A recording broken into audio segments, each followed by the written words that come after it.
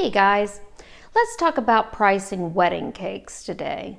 Before you can set your per serving price, you need to make some decisions that are going to affect that price.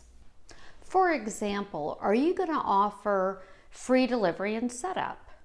A lot of bakeries charge for this feature. If you're doing this out of your home and wanting to run a wedding cake business by yourself, you need to offer some things that they don't. What I did was I offered a little radius, like a 20-mile radius around my house. I would deliver free and setup. If it was outside of that, I would charge extra.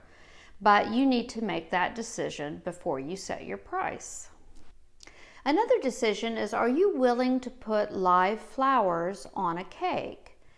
I never did. I would put any icing flowers or gum paste or whatever. I would be happy to do that. But so many times the flowers that the brides wanted to use were poisonous.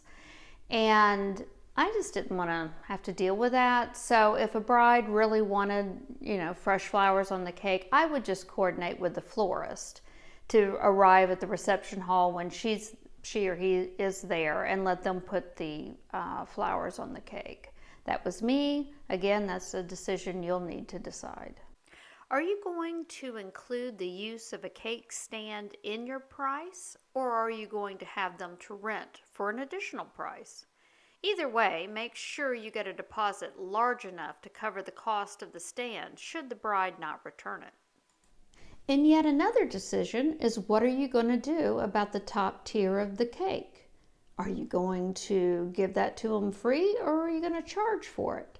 Traditionally, bakers always gave the top tier free so the bride could freeze it and eat it on their 1-year anniversary. What I did was I charged for the 6-inch, typically it's a 6-inch round tier, and I charged for it. And then what I did though was I had them call me about a month before their 1-year anniversary, say, hey, you did my wedding last year. I would like a chocolate raspberry cake. And then I would make a small duplicate cake of their top tier, and they got to eat it fresh.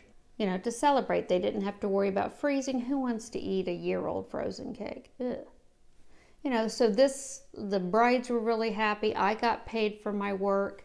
And then it was up to them whether they wanted to call and get a 1-year anniversary. A lot of times brides moved away and I never heard from them again. But it worked for me, might work for you, but that's a decision you got to make. So once you have figured out what you're going to include in your price and what you're charging extra, it's time to set your price. Wedding cakes are priced per serving, unlike birthday cakes.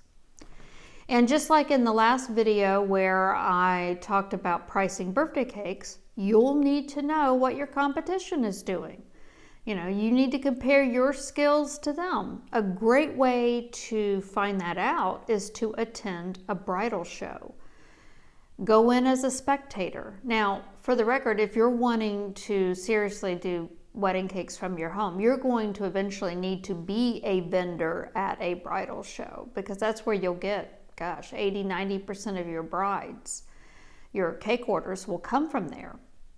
But in the meantime, you'll need to attend a bridal show. Go in. There the other vendors will be set up. There'll be pamphlets with their pricing and what they're offering. You'll be able to see, what kind of designs they offer and what they charge. And then with all that information, you'll have to come home, sit down, and decide on what you're going to do for your business. Well, I hope this video helped you. If it did, give it a thumbs up. If you would like me to make more videos on the wedding cake venue type, like how to hold a consultation in your home, or how to hold a bride, go to a bridal show, how to be a vendor there, how to make display cakes, things like that, let me know in the comments down below. I'd be happy to make a video for you. Thanks for watching, and I'll catch you all in the next one. Bye-bye.